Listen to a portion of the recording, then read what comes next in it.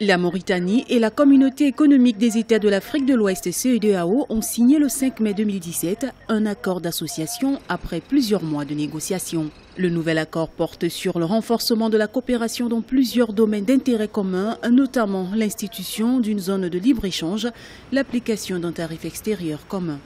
Cet accord implique une liberté de circulation des biens et des personnes, des capitaux, d'établissements des ressortissants des pays membres dans les mêmes conditions que les nationaux, la suppression des barrières douanières avec la perspective d'une monnaie commune dans les prochaines années.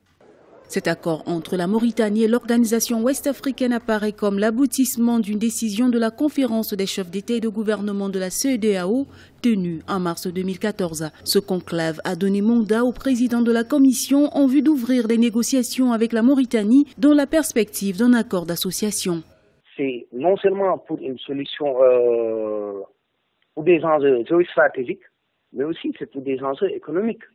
Parce que le marché de la CEDEAO, c'est un marché très important pour les PME et les entreprises mauritaniennes.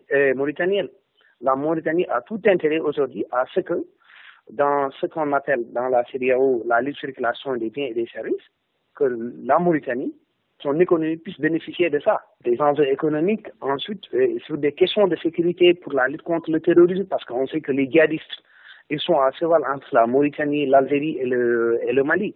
Pays fondateur de la CEDEAO en 1975, la Mauritanie s'est retirée de l'organisation en 2000 avec pour objectif de se consacrer à la construction de l'Union Maghreb arabe.